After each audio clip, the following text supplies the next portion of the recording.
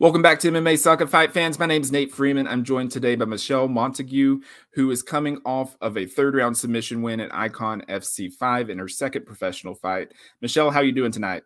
I'm fantastic, thank you. Solid day of training and then here chatting to you. So yeah, it's beautiful. Absolutely. You just wrapped up some drilling. How was that? What did you work on? I was working with Kayla and Mike and Moko, and just working on some drills and some good reps there for Kayla's fight, which is coming up, obviously. Nice. Yeah. Obviously, got a big fight coming up in the PFL Championship. Speaking of PFL, I know that you had signed a contract after your Challenger Series fight and your professional debut. Obviously, won that fight, got the contract. But to my understanding, and correct me if I'm wrong, you had a couple fights booked with the PFL on like the undercard on some of these shows. Yeah. But your opponents kept falling through and all of that. So basically, how you got to this iKON fight is that they released you for like one fight so you could stay active. Is that correct? Exactly right. So no, I had the same opponent pull out 2 times for like stupid stuff, just like very reliable. So they're not going to pull forward with her, and then by then we lost all this time, and it was too late to get another fight in while they had all the finals to get through, over in Wales and London and that there. So it was going to be hard to get that in such a short time frame of what they had going on. So yeah, I asked Greg if I could do a fight on Masvidal's iKON, and he said, "Yep, absolutely fine. Like that's cool." So yeah, so I was able to get that one in there and get some good cage rounds and experience in before doing the PFL fights next year. Yeah. So I assume that you chose iKON and that came about through since you train at American Top Team now, and that's where Masvidal is.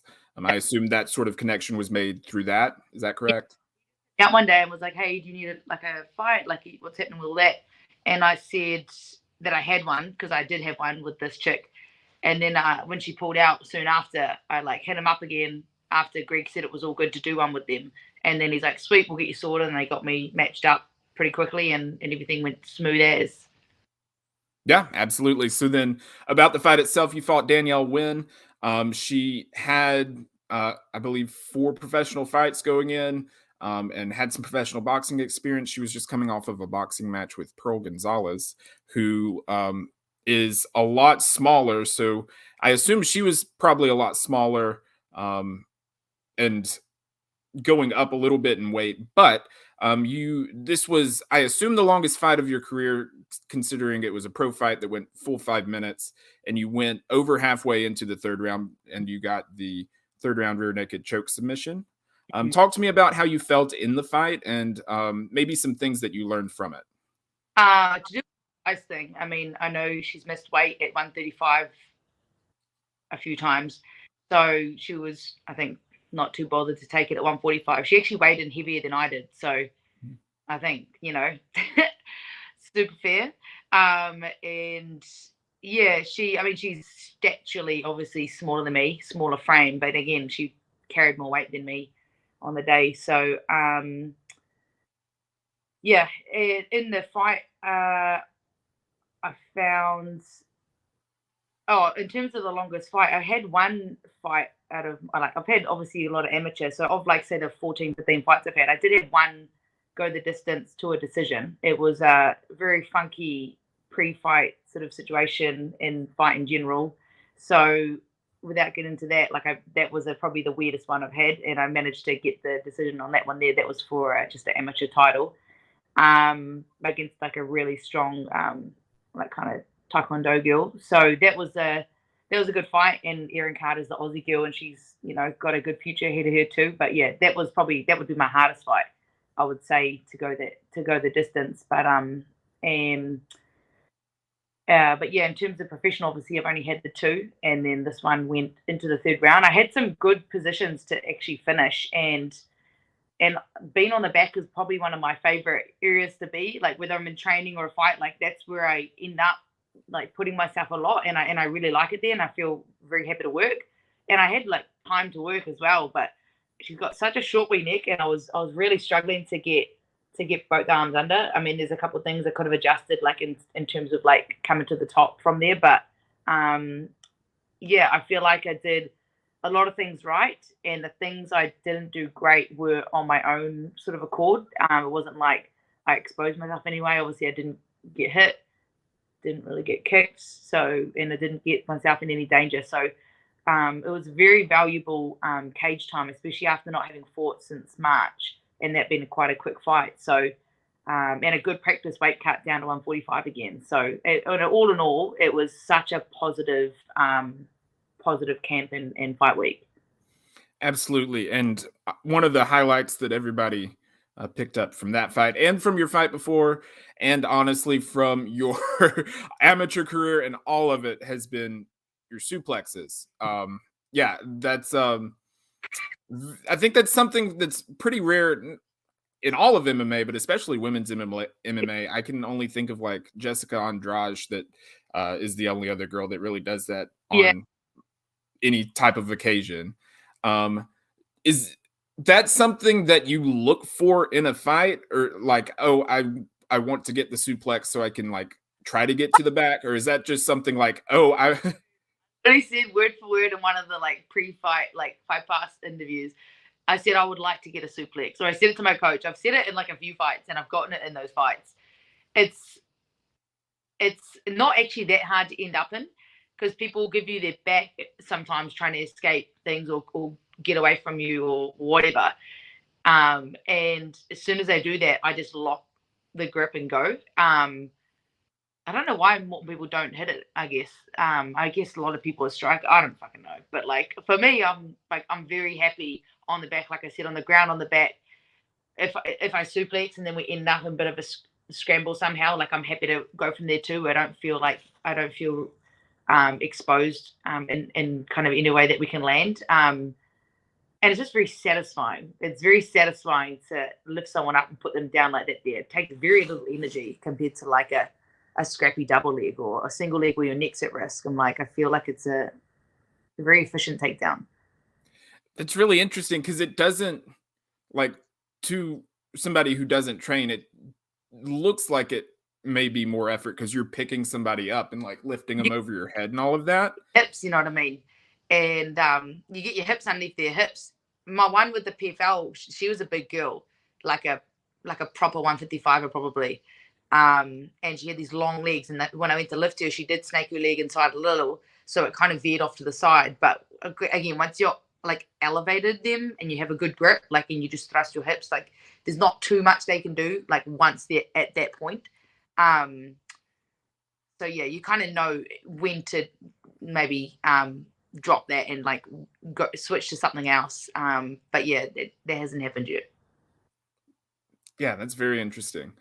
So then moving on from the fight, I assume you mentioned already that you are planning on going back to the PFL for the start of the next season. Yeah, And I know that they are moving down to 45. yeah, Um, so because like Aspen Ladd's going to be there, Julia Budd, and um, you and all the other people that are in the 55 division now that are more than likely, I would assume naturally 45ers yeah, that moved up just for yeah, yeah.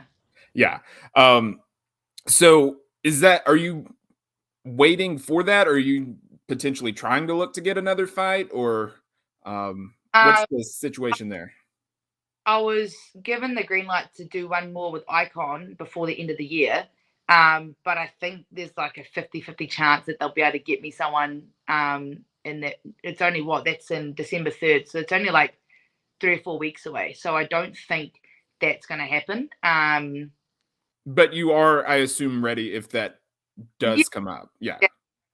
um, took a bit of a breather after the fight. I mean, I took no damage, but like, just get the weight trimmed down. I mean, I don't blow up after my fights anyway, but like, just like get it back down because that's still like a bit of a cut. So that would be the only thing really, and then just have a bit of a game plan going in.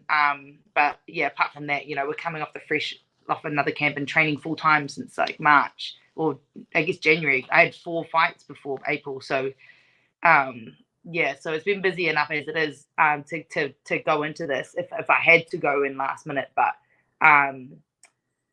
so yeah, we'll find out about that soon, but that's probably not going to happen by the looks of it. And then yeah, they'll have the Challenger Series at 145 early next year, but somewhere between February and end of March kind of thing. And so I'll have a fight on that there, and then I guess going forward they'll choose who they want out of their pool of 145ers to go into the actual season, and who's still going to be in developmentals. Obviously, I'm trying to get into the 145 season. Absolutely. And hopefully that ends up being the case and that you actually get a fight in the PFL this coming season. Oh yeah. Um, um, looking at I mean, obviously it's going to be in flux a little bit from season to season, but they do retain a lot of people over the years. Is there anybody looking at the roster right now at lightweight that, like we mentioned, are presumably going to move down to featherweight? Is there anybody that you see that you hope to face? I honestly hope to face any of them. You know what I mean? Like, um, it's such a interesting like array of girls. I mean, the ones that can make 145, that is, uh, and yeah, I find it quite an interesting like division. So any of those fights would literally pique my interest. You know what I mean? It'd be cool to welcome Aspen Ladd, but I don't think they'll be doing that if I'm like 3 pro fights in.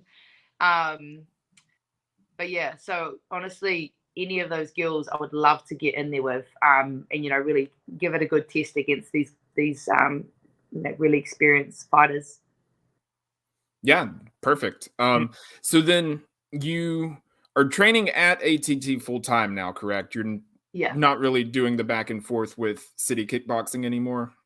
I never did back and forth. I did a good camp there back in NZ, and I obviously would go up there, every weekend and train with all the girls up there. It's like such a solid, good team, and like such an awesome group of females as well.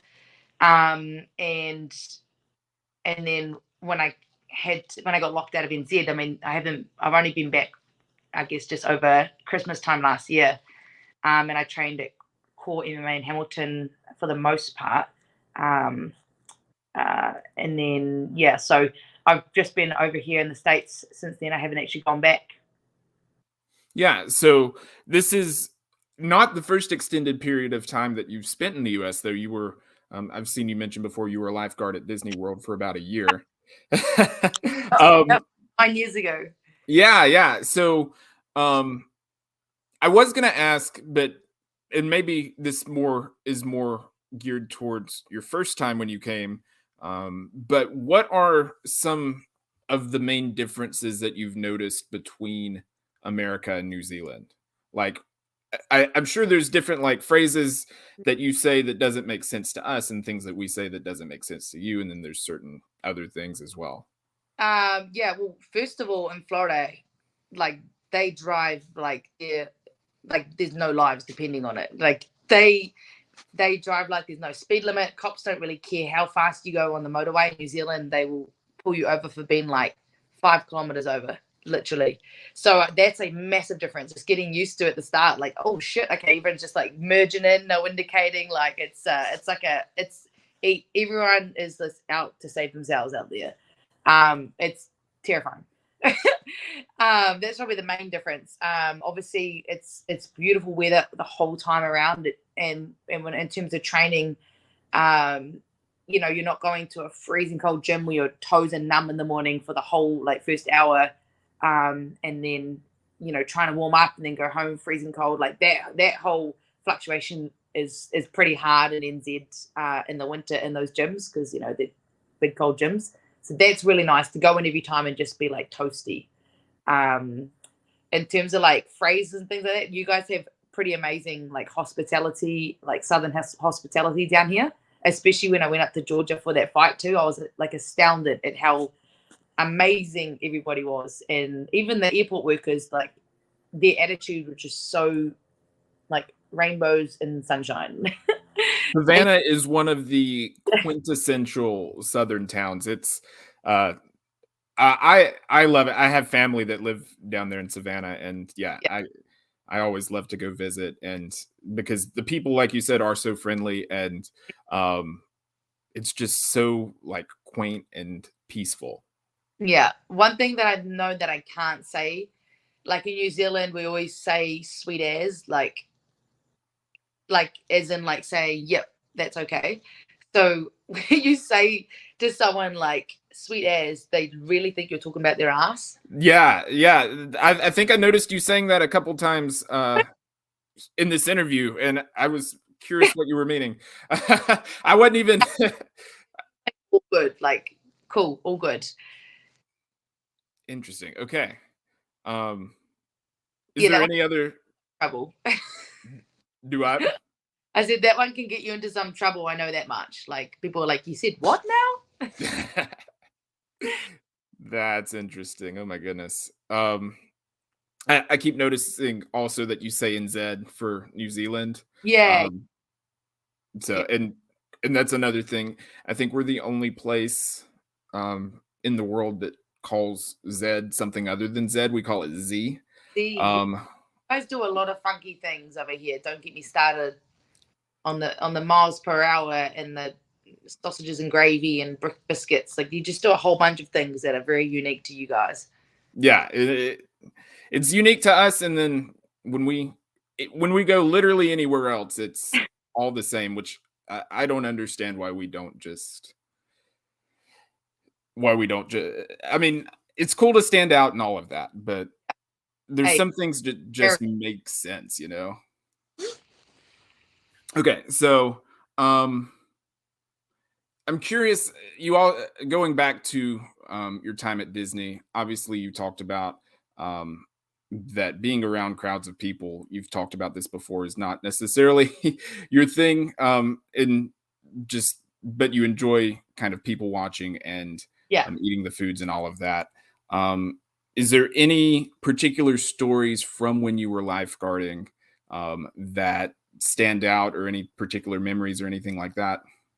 Um, yeah, well, again, like, yeah, with the crowd thing, coming from a small country town, like, I'm like, I need my space and my paddocks and all that. And then I was in this concrete jungle for a year at the busiest place in the whole of the state.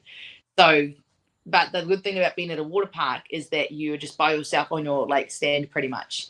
Um, One thing they would do that was like would keep you on your toes is you'd just be walking. It could be any day of the year. You could be tired, hungover, whatever the heck the case is, and the managers would drop this like it's like a lead kind of outline like silhouette of a person, and they just you wouldn't even see them. They drop it in the middle of some pool somewhere that you're lifeguarding. You're meant to be able to see everything in a certain amount of seconds, and you have to like see it, blow your whistle, and jump in like before a certain amount of time has elapsed. So like that's one like pretty intense thing that they do. Fantastic to keep everybody on their toes. But I remember that one there, like that was always like a mad stressful thing to do there. But yeah, I think just I loved there being able to like actually have a job where I could physically help people. I wouldn't be able to like I did one day on Thanksgiving working like picking up a shift at I think Magic Kingdom, so like the busiest park you could be at. And I was doing some sort of like parade help, and I was just like in this funky uniform, millions of people sweating underneath my collar. I'm like, get me back to the pool, like. Mm. Do people pee in the pool as much? I've never been a lifeguard or anything, so I don't, like, see from that angle, but Well, do like, people pee in the pool as much as I think they do? I how will I know? I don't test it. I don't know, you can I feel like that's something that you could see, like, people just get real still all of a sudden, I mean, and, so like, they crowded. turn Like I was at the water park, right, and a little bit at one of the yacht and beach club. But like mostly I was at Blizzard Beach Water Park. So there's just hundreds and hundreds of people, and you're moving back and forth the whole time, and you're trying to glance around through everyone. And there's just, of course, these kids will be taking a whiz in the pool. Like there's no way they're going to the bathroom and back when they're having fun. Mm, yeah, I would. Yeah, yeah, it I don't like to think about that but I know that I probably would Like, too, if you honestly, imagine but the amount of urine it would be compared to the scale of like the hundreds of thousands of gallons of water in that pool and chlorine, like I just think it would be insignificant. So that's fair. just don't drink it, and then you're going to be good. Yeah, yeah. Okay, going back to New Zealand, obviously anybody who knows you knows that you started off in rugby. Yeah. And you were at City Kickboxing, you trained alongside Alexander Volkanovski for a while, and then I know that I've seen interviews with him talking about some of the crazy stories from like after parties Oh, and things like that after games and all of that. I'm curious if you have any of those um, from any of your time playing rugby um, that you want to share. There's probably some that you've been sworn to secrecy about because some of the stuff that he shared I mean, was yeah, insane. like there's a certain like phase through like rugby careers like where that's like what you do after the games is you know everybody just sort of kicks on. But once we got to provincial, that wasn't the case. You know what I mean? Like everyone was trying to make the national team, and like we took it very. It's like semi-pro now. So I do recall, and it's not good. I'm not proud of it, but I did get in a little bit of a scuffle one time, and I got in trouble for it. This is before I was didn't even know what jiu-jitsu was, literally. And Did you suplex her? no, I did not. Yeah, one time I did. Once I started jiu-jitsu and MMA, I did trip a girl, like foot sweeper in a like a moving mall, and then I got penalized for it because you can't do that. And I was like, oh my god, that was bad.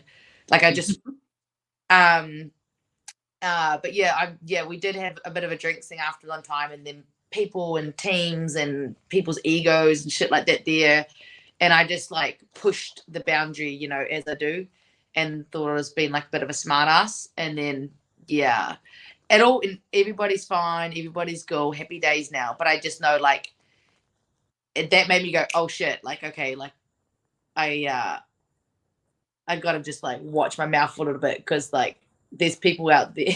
So and then yeah, I'd never trained MMA at that point either. So I was like, oh, I guess we just fight. But What are some of other than some of those kind of memories? What are some of your favorite memories from playing rugby, and maybe some of your if you have any more good stories or anything like that? some favorite memories would be literally when I was 4 years old and my dad was coaching my brother in the local town team, the little midgets team, and that's where everyone would run out in bare feet on the frosty grass on a Saturday morning and just play rugby. And I remember what I was watching as a kid, and I immediately was like, I want to play. Like if he's doing it, I want to do it. So I was 4 years old, white hair, no shoes on, running around with all these boys, and that was like the first like I guess like that was 50% of my time playing rugby was just with the guys or you know teenage boys teams because there was no females ones around. So yeah, that's some pretty fond memories. I remember I obviously being a girl, I grew a bit quicker than a lot of the boys, so I was taller than a lot of them. And I was playing. I remember playing this one game one time for Hinuera, and I obviously had a ponytail at the back of my headgear, and I remember some boy like yanked it as I was running, and all the boys on the team like got behind and were like getting around him, like don't pull her hair, don't. And I was just like, oh whatever, like oh it didn't really hurt, but I remember being like, look, like look. Oh yeah, so I remember it was pretty cool camaraderie with all the guys that normally say at that age are at school, and like you know all the girls are like yeah boys and they're like their boyfriend and girlfriends, and I was like I was busy like playing rugby with them and like getting physically stronger and training together, and they like all had my back in like a real good friendship sense. So um yeah, so I mean that's probably like a really cool takeaway from playing, you know, that with the guys the whole time, and then developing that onto playing in the women's game later on in life, and having amazing role models, you know, next to us. I remember when in one game, myself and our team captain, who's an amazing leader herself, we both broke our legs. Mine in the first 5 minutes, and hers in the last 5 minutes. And I just remember her just you know her positivity while we're in hospital next to each other. She got surgery that day, I got mine like later in the week, and just having just such great role models and females to look up to in such a male dominated sport for me after transitioning obviously from being around boys the whole time and having no like role models in the team to go into that. So stuff like me like doing dumb shit like getting in a fight or whatever, like they were so quick to be like, hey look, like get your head on, like this is our goals, that doesn't help with it, like this is a team, like so these sort of people that really helped I think shape me in those earlier years of my 20s. Yeah. Okay. So then now that you're in America, how often how I've asked some people from down under before how close rugby is to American football, and I want Yeah, to get your take on it. I guess take away all the game stoppages, leave one team on the field the whole time of yours, not two halves, like a offense defense. Take all the padding off besides the mouthpiece. Add metal studs to your boots, not rubber, and don't pass it forward. That's the key differences I would say is all that there. Okay. Yeah. Okay. See, that makes it make a lot more sense. Yeah. I see. I didn't even know that passing it forward was illegal. Yeah. Yeah. No passing forward. It's gonna be flat or behind. Interesting. Okay. I I've been wanting to get into it and like learn more about it. So, You uh, should, dude. It's yeah, a sport. Like when I'm older, I'm definitely putting my kids in rugby. Like it just you learn a lot and you learn how to get knocked around and be okay with it. It's super athletic and you get really fit because the games are 80 minutes long, like with just one break in the middle. yeah. That you mentioned that goes a long way in helping your cardio for MMA. That you've been Yeah, playing basically 80 minutes, well, 40 minutes and 40 minutes nonstop. So I, that's I just like doing that from such a young age. I mean, obviously the games as you're a kid are not 80 minutes long, but just doing that for so long and and the trainings that go with it and having people that push you around you like that as well. I'm just like, I think that's been massive to help with my cardio because that's a lot of running, but like at the same time, you're tackling people, you're getting up and down. It's very dynamic and very functional. It's not just running in a straight line down the road and back. So I think that's been like look at Volk and his cardio. You know what I mean? I mean, obviously he works on it throughout his life now, but like when he come in, he would have been like he would have had good lungs and good muscle endurance. I think from that as well. do you think obviously A, hitting in rugby is different from hitting in MMA, but B, you've not been really hitting your professional career at least. I'd know Um, can't hit in rugby, do I?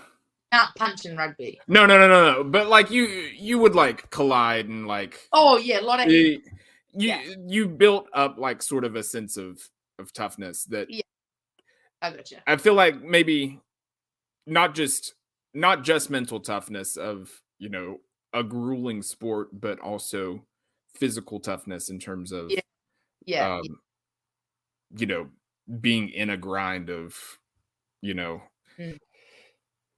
not just cardio, but like Full contact. Yeah, full contact without pads. I feel like that may lend itself towards developing some sort of better toughness for MMA. Do you think that makes one any sense? percent. Yes, 100%. Like, I mean, I was a kid that was always going to do something physical, from like wrestling the calves on the farm to, or my brother to doing this now or rugby. So that wasn't gimme for me, but I feel like people that have played a contact sport or done some sort of contact sport and then start something like MMA or a combat sport, just knowing what it feels like to be kind of whacked and like whether you're expecting it or not is going to help. Especially just like someone you get kicked and rucked in rugby all the time with like metal studs and when you're on the ground and like it's just a pain you just get used to. Yes, it kind of hurts every time, but you still are just like, oh, get up and run on.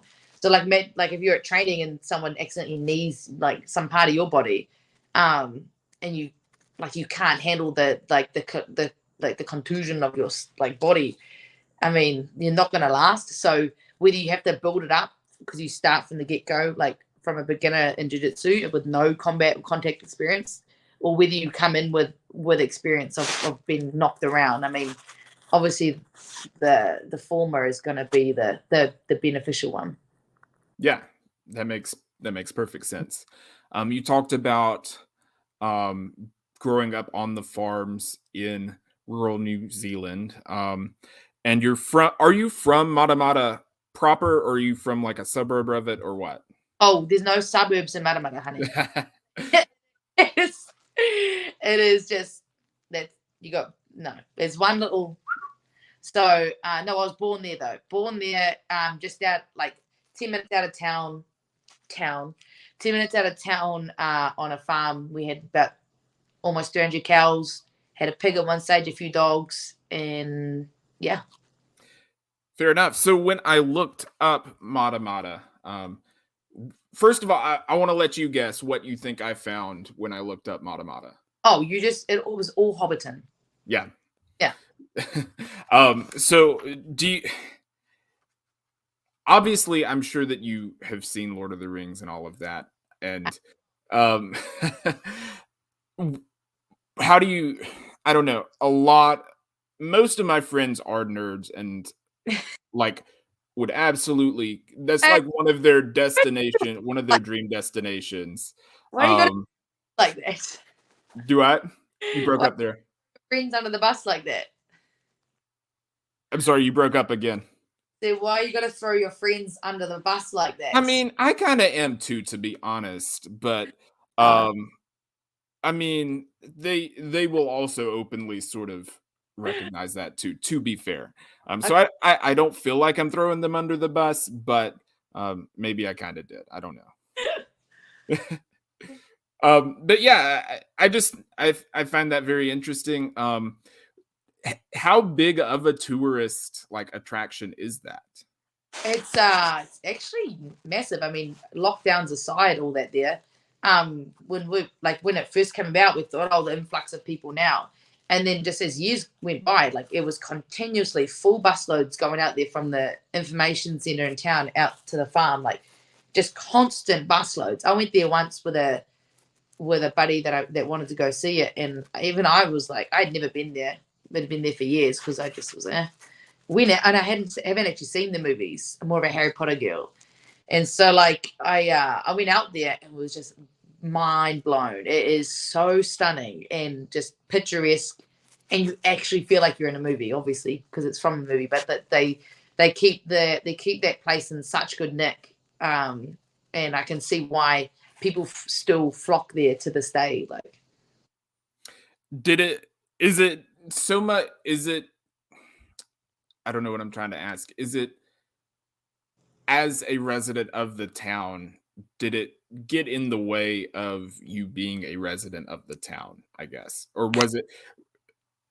no, I they it's like, "Oh, all these people coming in, like, I wish that, you know, it wouldn't be as crowded," or something. I don't know. Nah, so I mean, for one, they created like a shit ton of jobs for people in the town. Like I know that for sure. It brings money into the town. Again, that's good for all of us. Um, and then in terms of the people, like you gotta picture this. Okay, we have one main like street called Broadway. There are no traffic lights. There's like four roundabouts. Um, and it's and like you kind of know everyone. There's like two supermarkets in the town, like that's it. So like if you want to avoid the people, just don't go down the main middle road. It just go and you'll miss it all. That's fine. Wow, yeah. Okay. Um, alright, well, I just find that really interesting that you're Hobbiton. from Yeah. Hobbiton, yeah, from the place with the Shire. I'll My friends, if they watch this, will be really excited to know that. Yeah, Yeah. Well, yeah. Well, if you ever come to New Zealand, we'll take you out there. okay, that sounds good. Okay, so before I let you go, I will give you the floor to A, how can people follow you on social media, and B, I'll give you the floor to thank any sponsors or anything like that. Well, on my social media is just the Wild One MMA, so they can jump on that there. That's pretty much all you need to know. I mean, I can't do sponsors on the fly because if I forget one, I'll feel like a really bad person. So That's fair. That's fair. I know some people that I talk to, they have to write it down and like read it. Um, So helped me make weight for the last what 6 years. there you go. And that one's easily visible. You can read that one. Boom, Really get it easy.